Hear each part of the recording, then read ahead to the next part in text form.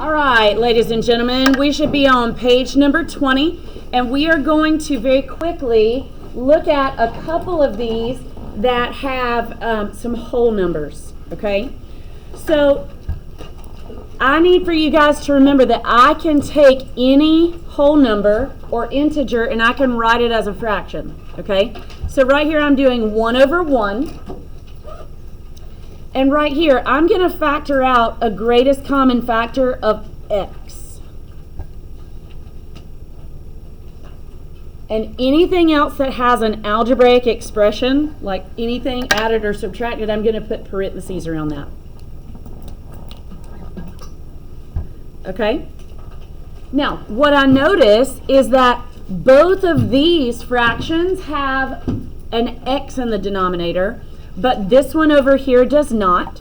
So I'm going to multiply the numerator and the denominator by an x.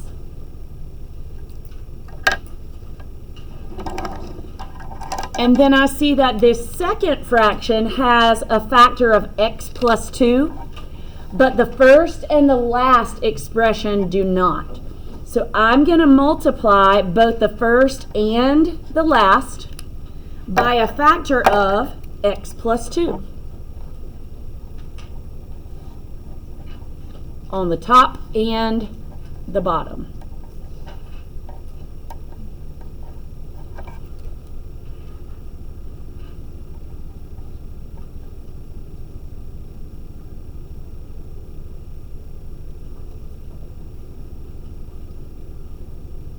Okay? Now, every single denominator has an x and an x plus 2. All right? So the next thing that I want to do, I want to identify my excluded values. What are the two things that x cannot equal here? 0. 0 and negative 2. Great job. All right, I got what I needed out of the denominators. All I need those for is my excluded values. So what I'm going to do is I'm going to drop those denominators and I'm going to write down the equation from my numerators.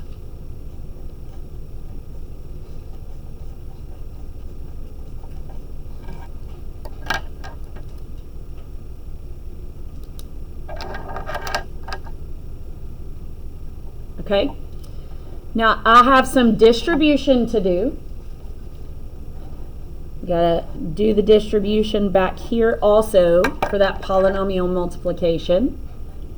So I have x squared plus 2x is equal to 1 plus x squared plus 2x minus x minus 2.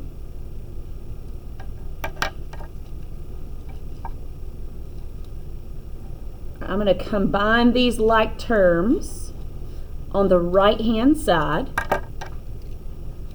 So I got x squared plus 2x equals x squared plus x minus 1.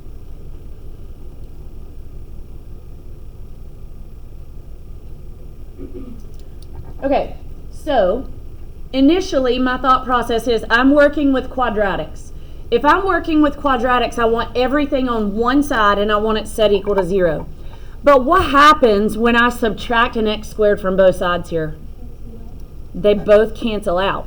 So I'm no longer working with a quadratic, okay? I am working with a linear equation. So that means variables on one side, numbers on the other. All I have to do is subtract an x from both sides, and that gives me x equals negative 1. Is that value for x okay? Yes. So x equals negative 1 is my solution.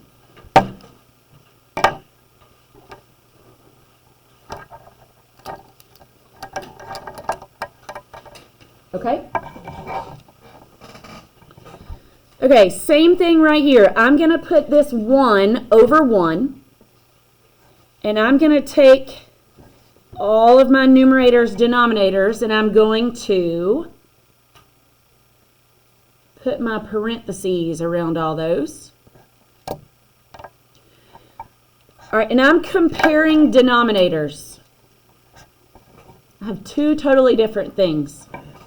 So if I had, I don't know, let's say I had a 2 in one denominator, a 3 in the other denominator. If those denominators are not alike, what do I do to get my common? Multiply them by each other, yeah. So right here, I'm going to multiply both the first and the second fraction by the n plus 1, because I got to have a common denominator. So I'm just trying to make sure that every single denominator has every single piece. Well, this first denominator has an n plus 8, but the other two do not. So that means you've got to multiply the numerator and the denominators by that n plus 8.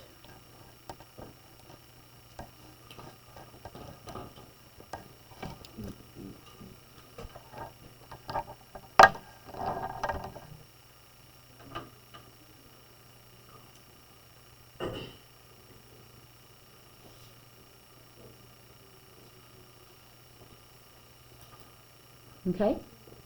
Now, excluded values. -8 and -1.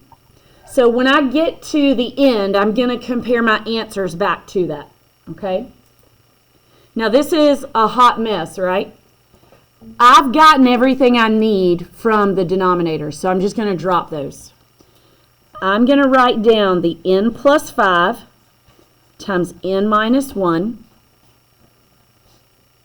If I have a 1 out front, that doesn't really change anything. So I've got n plus 1 times n plus 8, and then plus 6 times n plus 8. It's a lot of distribution to do, okay? I'm going to show what I'm distributing, because I don't want to miss a thing. Just call me Aerosmith. Thank you. Somebody snorted. N squared plus n plus 5n plus 5. That's the left-hand side.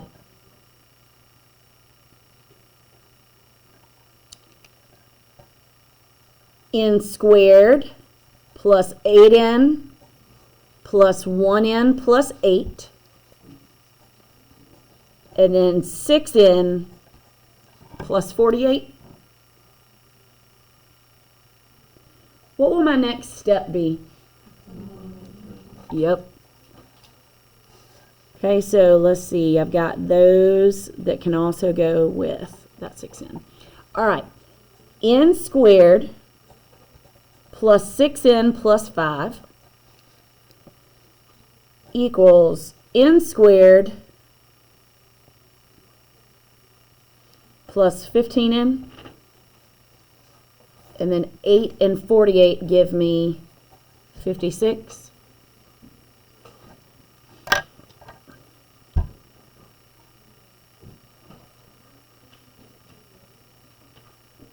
What happens here if I'm trying to subtract my n squareds and move them to one side? They cancel out. So I'm no longer working with a quadratic. I'm kind of thankful because linears are just a lot quicker and easier. Okay? So variables on one side, numbers on the other. I'm going to subtract 15n. And I'm also going to subtract 5. That should give me negative 9n equals 51. Okay, so that would mean n equals 51 over negative 9. But that has a common factor of 3. So n is going to end up being 17 over negative 3. And that should be fine because that's definitely not one of my excluded values.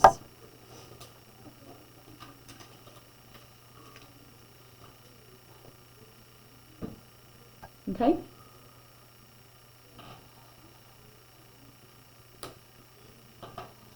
All right, I'm going to come down here to this bottom right one. All right, so the x plus 5 and the x minus 5 right there. Okay, can't factor those at all. What is this? Difference of squares. So that's x plus 5 times x minus 5. It's okay. All right, so this back fraction, the last fraction, has both pieces. Okay, the first fraction is missing the x minus 5, and the second fraction is missing the x plus 5.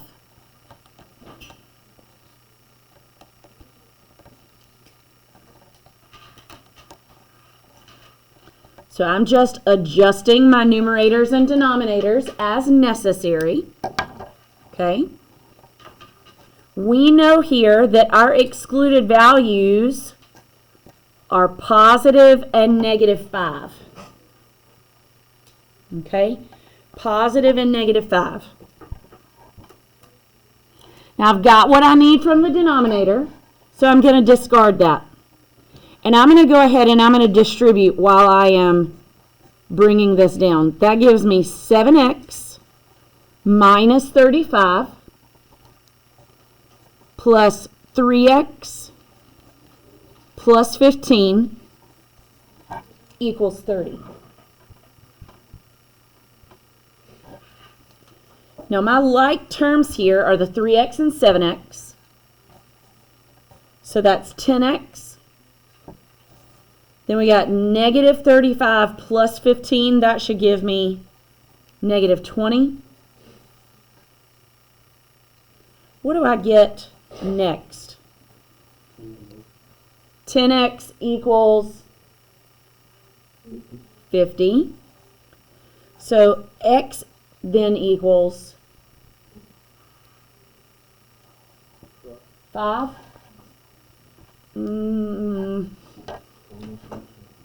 Yep. That can't happen, right? So my only solution that I got there ends up being one of my extraneous solutions. So that means that there are no solutions at all to this equation. You might do D and E for does not exist. I'm not really sure what the software system has you type, but it's the same thing. Okay? All right, very quickly, I want for us to take a look at this top left.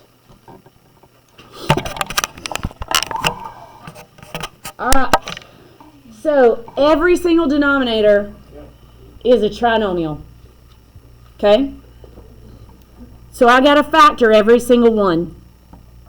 This first one, the factors of 21 that add up to give me negative 10 should be negative 3 and negative 7.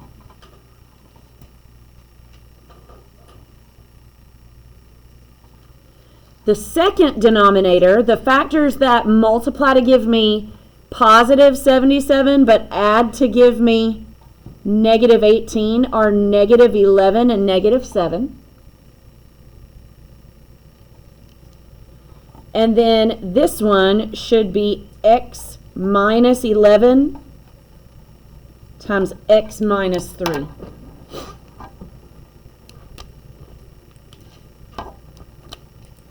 All right. So what are you seeing about these denominators? Okay. The first two have an x minus 7 and the last one doesn't. Okay. Tell you what, real quick, I'm going to come up here and put parentheses around all of your numerators. Do what, hon? Yep, okay. So real quick, the first two fractions have x minus 7. The last one doesn't. So I'm going to come multiply that last fraction by the x minus 7.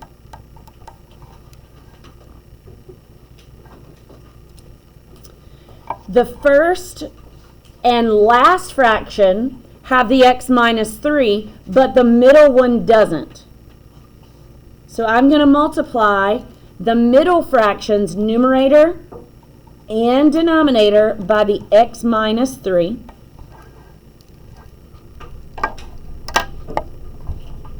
And then the last two fractions have an x minus 11, but the first one doesn't.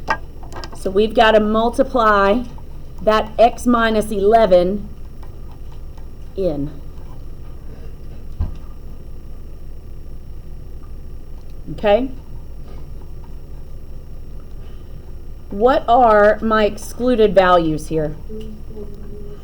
3, 7, and 11. Okay. I got what I need out of the denominators.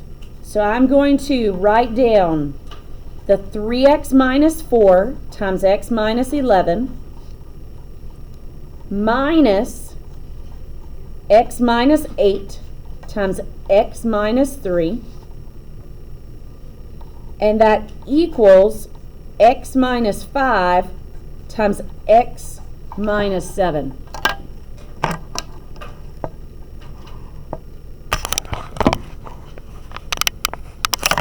Now, before I get going, I'm going to come right here to this second group that requires the multiplication, and I'm going to put some brackets right there. And the reason I'm doing that is because there is a minus sign. Okay? That minus sign belongs to the product of those two things. All right? So I'm going to get started showing all my distributions.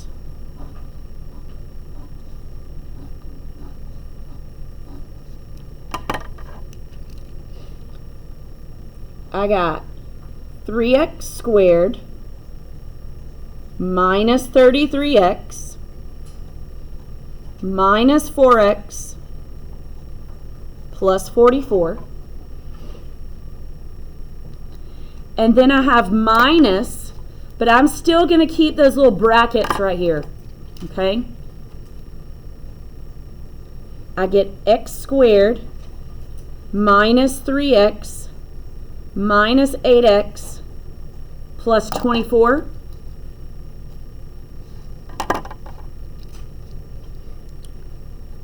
And that equals x squared minus 7x minus 5x plus 35.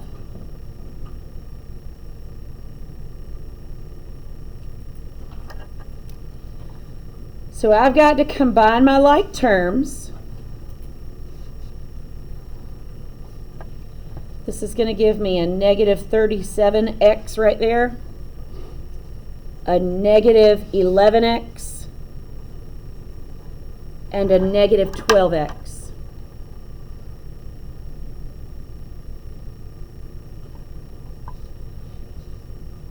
So I get 3x squared minus 37x plus 44, bless you. And y'all, I've got to distribute this negative to all my terms right here. That becomes a negative x squared plus 11x minus 24 equals x squared minus 12x plus 35. Still got more combining like terms to do, don't I? Okay, so I've got 3x squared minus x squared. That gives me 2x squared. What is negative 37x plus 11x? Negative 26x. Okay, and then I have 44 minus 24, so that should give me 20. It's starting to look a little better.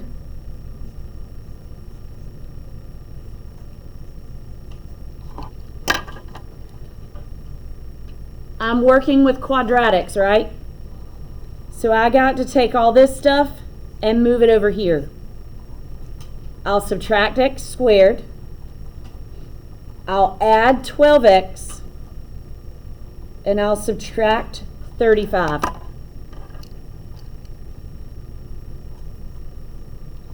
I get x squared minus 14x minus 15 equals 0. How does that factor, y'all?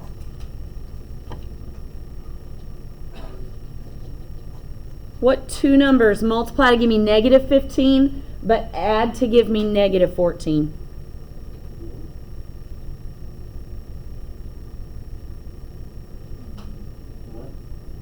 Positive 1,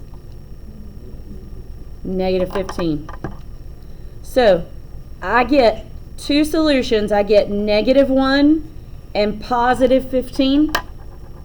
Are any of those my excluded values? Nope. So I'm good. Okay?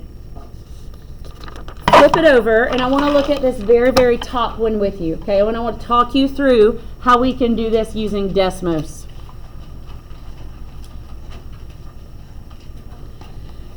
All right, to answer these questions, type this function into Desmos. You're going to put the x plus 4 in parentheses and then do the slash, and it should make it a fraction. And you can type that in. Okay? Then you will want to type that in, just the ordered pair. And you want to know, does it lie on that graph? If it doesn't lie on the graph, which in this case it doesn't, you're going to say no. How do you determine the domain? You look at the excluded values. Okay?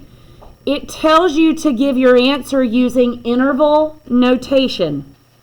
So, this factors into x minus 3 and x plus 2. So that means that x cannot equal positive 3 or negative 2. If I graph those on a number line, it helps me write these in the order that I need them. You know that it cannot be negative 2 and it cannot be positive 3, but it can be every other thing. So this goes from negative infinity to negative 2 with parentheses. Then it goes from negative 2 to negative 3 with parentheses, not negative 3, sorry, positive 3. And then it goes from 3 to infinity.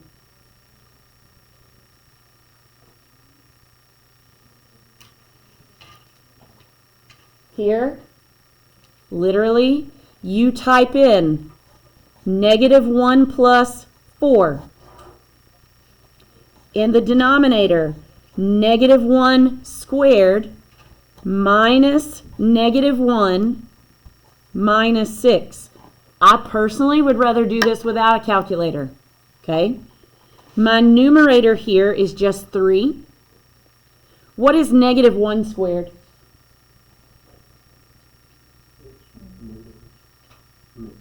Just 1. What is a negative, a double negative right there?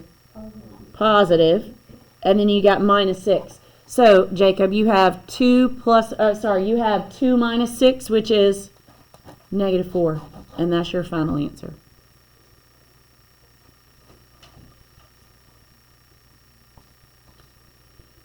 Here, for what values of x does f of x equal 0? This is asking you to look for the x-intercepts. Literally, look at your graph and click the point where it crosses over the x-axis. Okay? And right here, The first function you would type in is your function that you're given. Okay? In the second function, since f of x and y are the same thing, I would write y equals 3/2. And you will find where they intersect and write down the x values. You don't care about anything else. You want the x values because it's asking, what is x? Okay? I would like for you to use your remaining time today to log in and work on homework 15 and 16. If you are missing more than 2 homework assignments, which several of you in here are, if they are not done by tomorrow, I am assigning you to Saturday school.